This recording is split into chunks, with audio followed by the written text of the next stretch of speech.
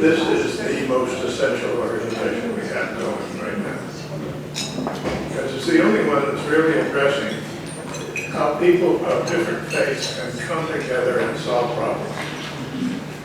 Right now, the MO is that people of different faiths fight with each other. They don't solve problems, they create problems. So you're trying to change that. Talk a little bit about it, how it's going. Yeah, how many people are involved? You said 2.5 million or something like that? We touch 2.5 million people a day, and we have 650,000. 2.5 million people a day. That's big time.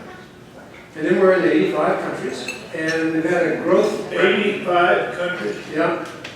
We've got 120 to go. That's ambition for you. Now we, let's see, where to start on that.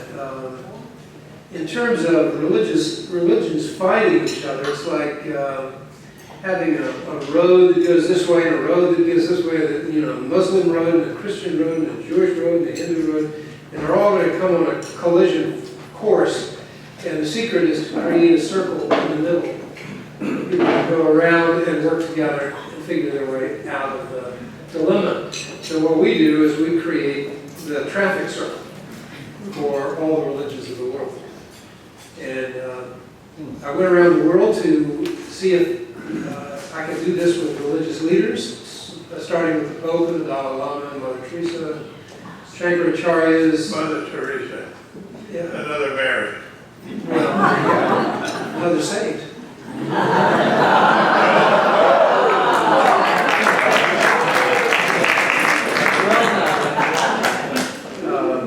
By the way, it's really something. The book is about the adventure of just walking down an alley in Calcutta and seeing a little wooden sign about this big. It says, "M. Teresa." And you knock on the door, and some little lady in blue and white in tennis shoes comes flying at you. And it's the lady herself. And so we've been very privileged to meet lots of people. I remember one time being in Jerusalem, and the Dalai Lama and I were putting on a conference there.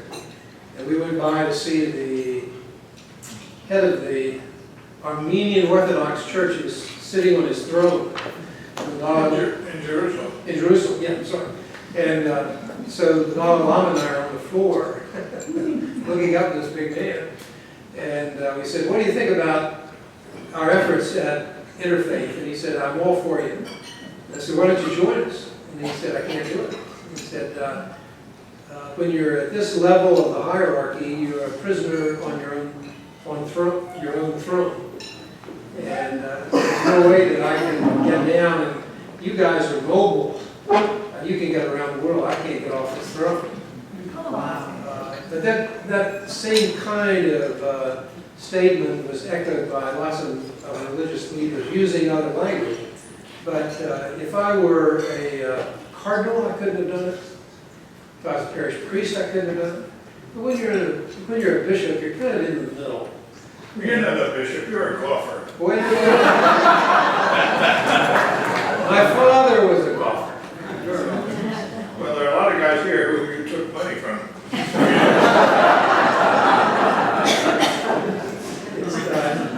I call that the offertory time.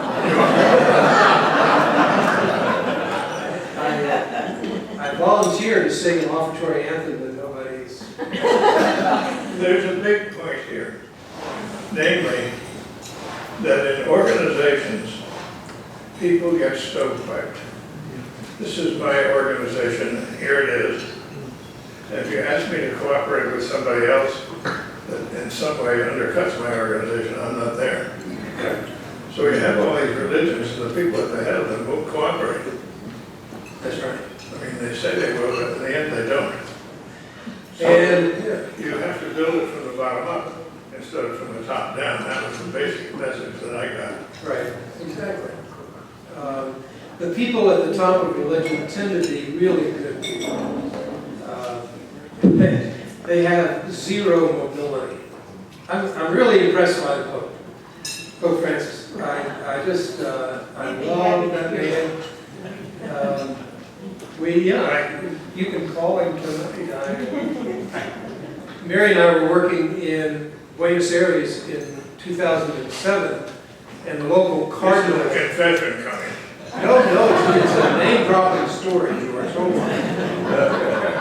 So we're working in Buenos Aires, and the local cardinal invites us to come by to his cathedral, and he says, bring your Muslim and your Hindu and your indigenous friends, and let's have prayers together. So we had an interfaith prayer service in his cathedral, and afterwards, he and I had a long talk, and I went home that night, and I said to Mary, this guy is so wonderful. He'll never move up in the hierarchy of the world. His name is Mario, it's Jorge Mario Bergoglio, and now he's Francis the First. So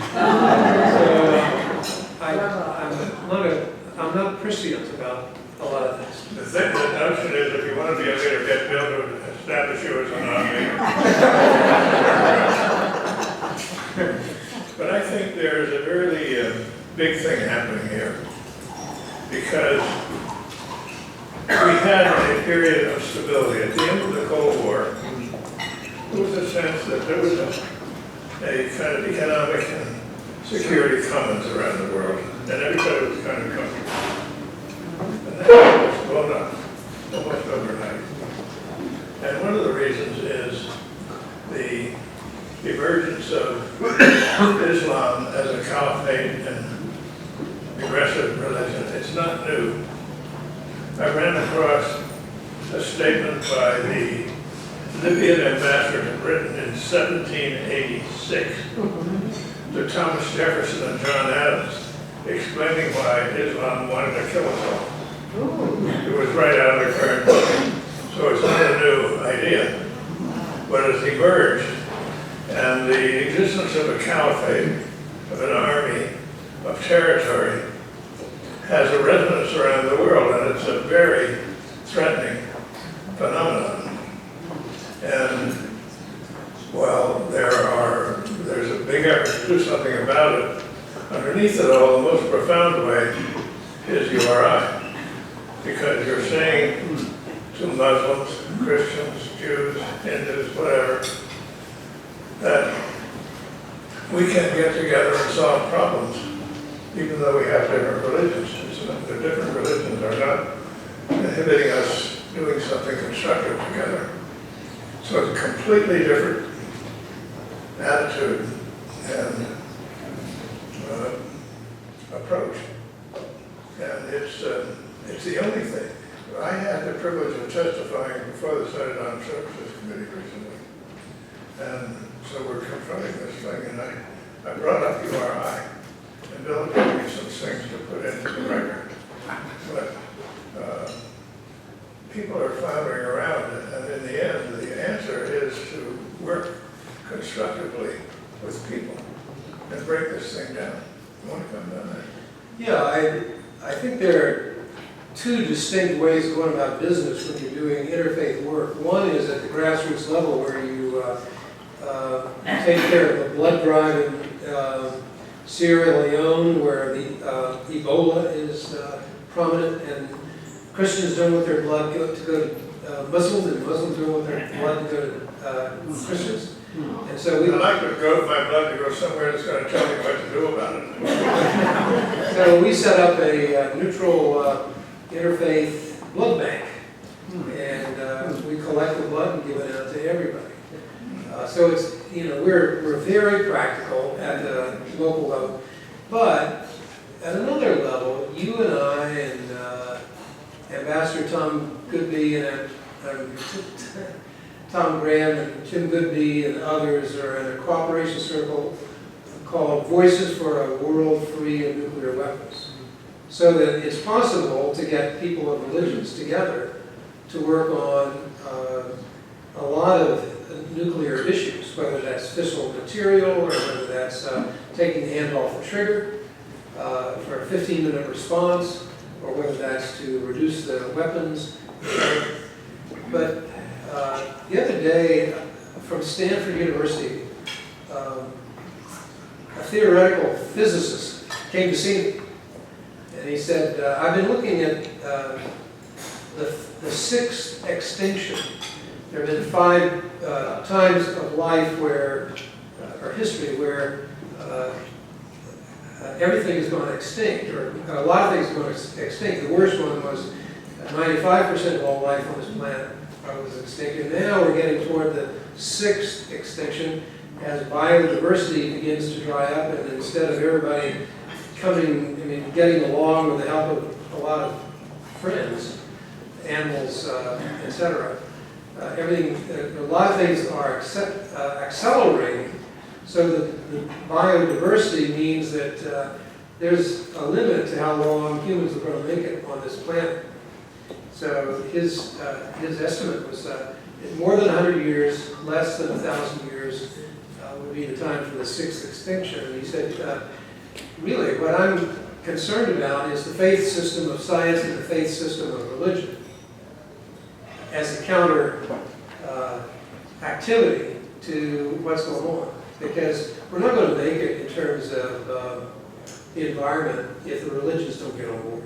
We're not going to make it with getting rid of the I weapons. think on the nuclear subject, the religions are on board. They are. At the Hoover Institution, where I am, we've been working on the subject of doing something about nuclear weapons. The evangelicals found out about it. They asked if they could come. And we gave them some stuff to read. About 35 people came. And we were amazed they had actually read it. It was pretty tough stuff to read. But they sit around. And the same with Catholic bishops came, you come.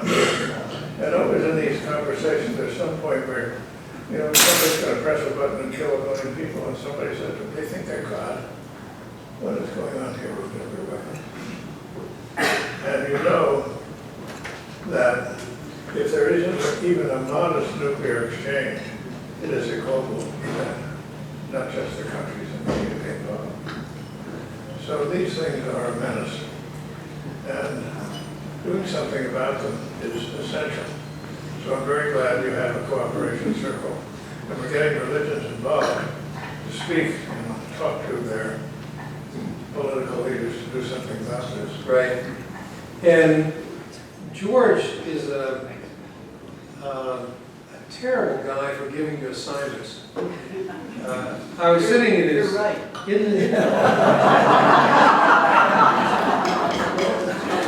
I was sitting in his office one day with some other people, and he says it's going to be the 25th anniversary of Andrei Sakharov's death, and he said we ought to honor this great man, and he said we'll bring the New York Times, we'll bring the Washington Post, we'll bring the Sakharov family, we'll get a 4-star admiral, 4-star general, we'll get the scientists, and we'll all present paper. We'll have 10 papers presented, and he looked at me and he said, "No, Bill, I'd like you to present the first paper." And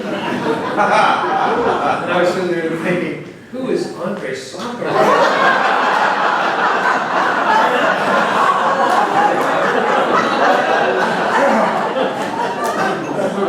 I was kind of easing around, trying to catch and they were saying physicists, and I was thinking, oh, this is perfect. I failed beginning 101 physics 3 times. And my professor gave me a B minus on the last day of school saying, Mr. Swing, I think you're going to amount to something, but it's not going to be in physics. So George... Bill, he accepted to write a paper for this conference. And Andrei Sakharov was a brilliant physicist. He was also a very courageous human being who stood up and objected to some of the things in the Soviet system. He was banished to Gorky. He became a human rights activist. He got a Nobel Peace Prize for his work, The Conscience of Mankind. And Bill wrote a paper. There's going to be a book published. You should get it and read it because of Bill's paper. It's the most profound statement of Sakharov's search for meaning in his life. And he had early rejected religion, but he sort of realized somehow I lost something and I'm looking for meaning and I'm not finding it. But it's a beautiful page. Thank you. Yep. I'm so glad that that's over. I learned more about Russia in 5 months of my life than I year before ever. Well, I'm going to give you a little lesson in diplomacy. And here's something that happened when I was negotiating with the Soviets. I went to Moscow, and our tradition was we'd go, there was the Soviet Foreign Ministry had this big house where we would negotiate. And then there was always a sort of semi-social lunch. And then we'd continue. And at the lunch, I would give a toast, and Shevardnadze, who was my Soviet foreign minister, would give a toast, and translated that. So somebody gave me this little toast, and I said, no, I'm going to do something about it. I've got to break the ice here. It's frozen. So I knew my counterpart, Shevardnadze, was from Georgia. So I got the sheet music. I got it translated into Russian. And then I got the recording of the torch singers, and I gave it to the Shevardnadze. Recording of the torch singers singing. And we had 3 guys from our embassy who spoke Russian singing in Russian, and I sang it. And actually it worked. And Shevardnadze said to me, "Thank you, George, that shows respect." And it took the edge out of our negotiation. We began to sort of candidly discuss things. So it worked. It became reasonably well known in diplomatic circles. And after we had all left office, I was down in Los Angeles at a dinner honoring President Bush and Nancy. And they wanted different people to do things. They asked me to tell this story. And my dinner partner that night happened to be Dinah Shore. So, George, I have a question for you. I don't answer questions, I ask them. Look, I'm a bishop. This weekend, the United Nations celebrated their 70th anniversary. Charter was written in San Francisco, signed in San Francisco. The Secretary General came here and Charlotte gave him a party. We give anyway. So, it was also the time that we celebrated the 15th anniversary of the URI. Because we came right out of the UN, and we have good relationships with the UN. We have a representative of the UN. But somebody spotted you and Secretary General, and you were talking about URI to the Secretary General. But I want to know what you said. Just to him, if you want to get people around the world to do constructive things about the immense problems that are facing us, pay attention to URI, let it grow and respond. Because this is a process of getting people to talk to each other across religious lines and do so in the spirit of solving problems, a constructive spirit, not a negative spirit. So I think that there's a tremendous amount to offer here. And the problems are very numerous, but, you know, nuclear weapons can wipe us out as a world. It doesn't take much. A few nuclear weapons go off and the world has changed. Climate change is changing. I don't know how people say it's not changing. It is. There's a new ocean being created in the Arctic. Greenland is losing its ice mass fast, big time. In Antarctica, you see it. So this is not hot science, this is just observation. And it's coming. And we can do something about it, but we have to decide to do it. And this is the kind of problem that in San Francisco we can't solve it. In the United States alone we can't solve it. There's got to be a collaborative action around the world if we're going to get anywhere on this. And the same thing is true of things like the ISIS threat. How can we calm that down? And the only way to do it is to get a collaborative approach that has global reach. And that's what you have at URI. So that's what I'm telling him. And I think that it's really of vital importance that you spread your wings. I mean, you have a big challenge, Bill. Yeah. And we're all here to tell you, you've created something good, but man, you have a lot of work to do. We do. We have a lot of work to do. Well, it's kind of interesting because this year in the springtime, when we had our big gala, we wanted to accentuate the environment and interfaith work around the world. And we thought we had about 15, 20 cooperation circles working on it, and we made a little inventory. We found we had 175 cooperation circles who voluntarily sprung up all over the world working on the environment, bringing Jews, Muslims, Hindus, Indigenous, everybody together. So it sort of blew our minds. It's kind of wonderful with URI because it grows organically. You know, I go to bed at night and I don't do a thing. And I wake up the next morning, oh, well, yeah.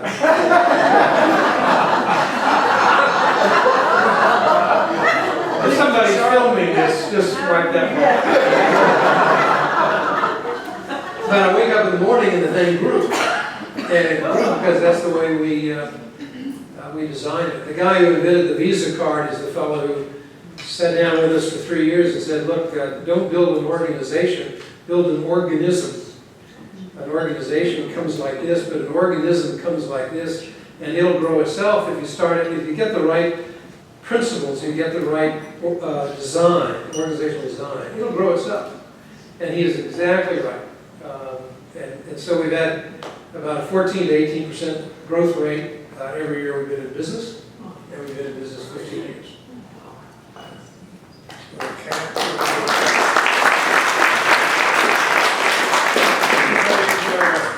Throw Bill a question? Somebody from left field, okay. You've come a long, long way in URI, and it's fantastic what you've done. But you say, or rather, you infer that that is sort of a first step, that the UR, the United Nations of Religions, is really the ultimate goal. How far are we away from that, or is it not reachable? Yeah, that's a good question. I didn't take out to do a grassroots thing all over the world. I took out to bring all the religious leaders together to pursue peace among religions. And when I went from religious leader to religious leader saying, are you ready to deputize somebody from your tradition to meet with deputies from other traditions to pursue peace among religions? And they said, absolutely not. I said, I got it. This is not going to happen at the top level, but it can happen at the bottom level. So I gave up. I went out in the world. This says founding a united religions. Well, I failed at that. Big time in front of God and all these witnesses. But I also learned while learning what you can't do, I learned what you can do. And with the grassroots, it's unlimited. I mean, we're just scratching the surface of what we could do. Once the college campuses all over the world get on board, once the interfaith groups around the world get on board, there's really no end in sight about the power of this thing. But we've got to get it off the ground, so we've got it off the ground around the world.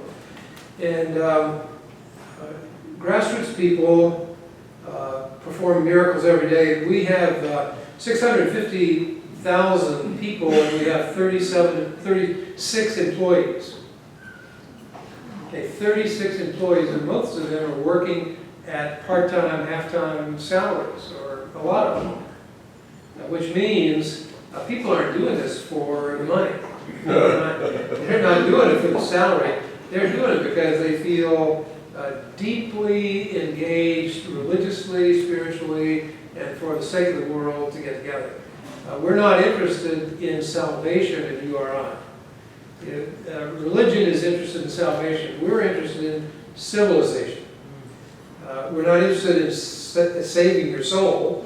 If you want that, go to your religion. That's great. But to save the planet Earth, let's get together and go to work. So that's what. So in terms of, we gave up on religious leaders, and we went to the grassroots, and sure enough, the longer we go, the more religious leaders come on board. Yeah. When we have a global council made up of people from all over the world, there are archbishops in there are imams in there are all kinds of people. Once you're successful in doing the right thing, all kinds of people want to go on. Sure.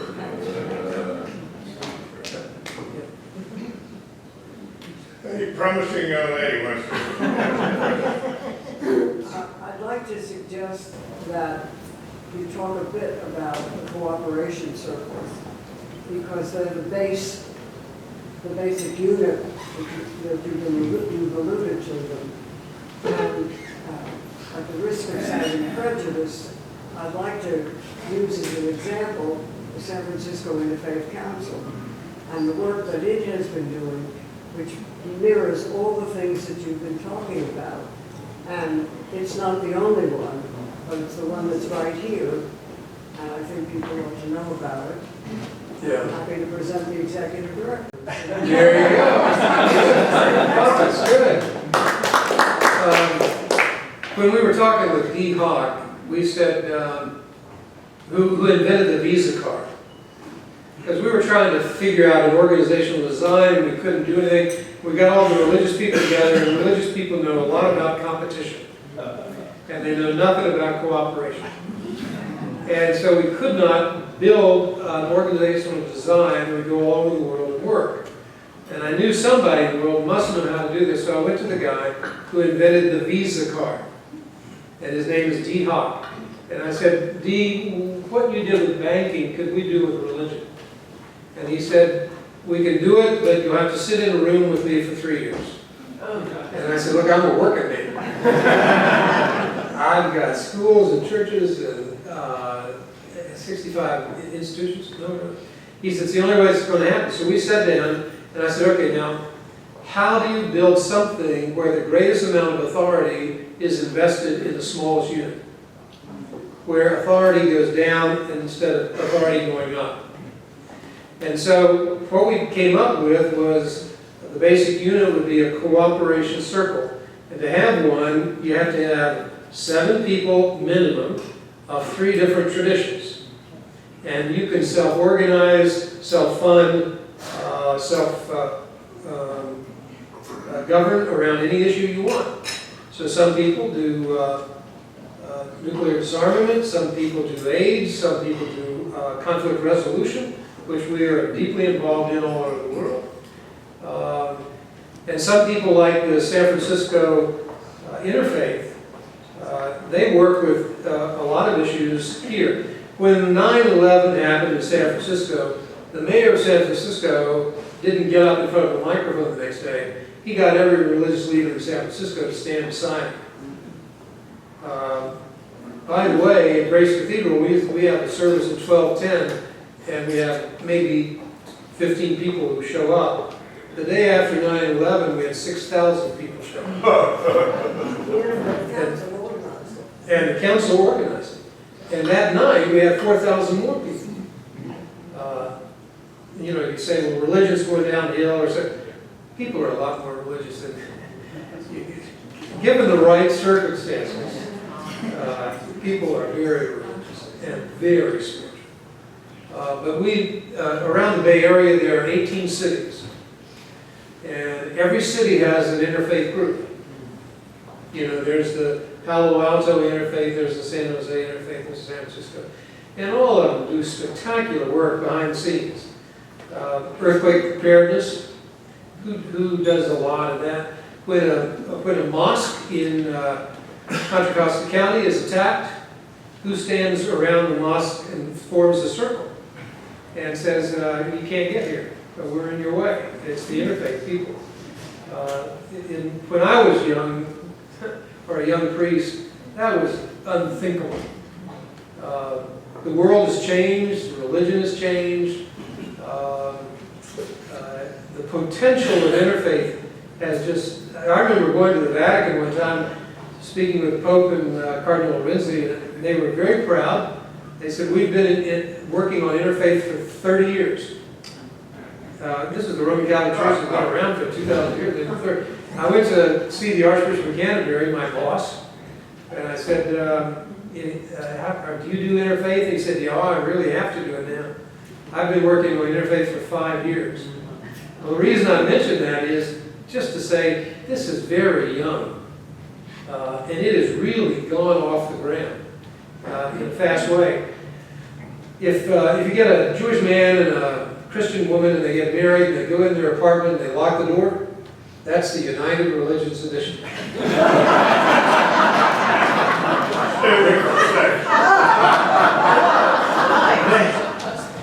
They have to learn to get along. And that's our work. We have to learn to get along. And one of the problems with religions is that they get suicidal. And they get out on the balcony of a tall building and somebody's got to talk them off the ledge. It's the interfaith group that talks them off the edge now. More so all the time. So, you know, you're asking But proper you have your essay in this book that's coming out on Sakharov. And the essay was Sakharov's search for meaning in his life. And really, he didn't quite find it. But where he found it was not in creating nuclear weapons, but the extent he found it was helping other people in his human rights work. Now, Bill, never underestimate the power of prayer. Let me tell you. Thank you. Thank you for saying that. I want to make a note of that, Okay, let me tell you a story about that. In 1974, I'm Secretary of the Treasury. And in 73, we had the Arab boycott of oil here. And it threw us and it threw the world into a turmoil. The financial situation was wildly upset. And there was a big meeting of finance ministers in Rome. And my late wife, Opie, was a devout Irish Catholic girl. And somehow or other, through our White House connections, we arranged a private audience with the Pope while I was in Rome. And the world was in desperate shape. Finance ministers of the world meet. We go over to the Vatican. We're put in a little holding room. A rather severe Monsignor comes out and looks at me and he says, when the Holy Father is ready, you will come in for 10 minutes. And he looks at my wife, then you will come in for 2 minutes, during which time there will be pictures. And he leaves. Well, that's the deal, that's the deal. A while later, out comes an American cardinal folk. Come on in, the Holy Father's ready. And so we go in, and my wife hangs back, and she says, come on in. So we both go in, and we start talking about the oil problem and the financial arrangements and the effect on poor countries. I'm amazed at how much the Pope knows about the subject. We had this animated conversation. 15 minutes goes by, half an hour goes by, 3/4 of an hour goes by. And I'm saying to myself, you know, maybe it's up to me to bring this to an end. So I should do it on a humorous note. So I said to him, Your Holiness, the finance ministers of the world have been over here for 2 days, and nothing that we've been able to think of has done as much good for this problem as the mild weather we've been having this winter. And we thank you for your intervention. He didn't laugh. He said to me, Mr. Secretary, you may be sure it will continue. And we had another mild winter the following year.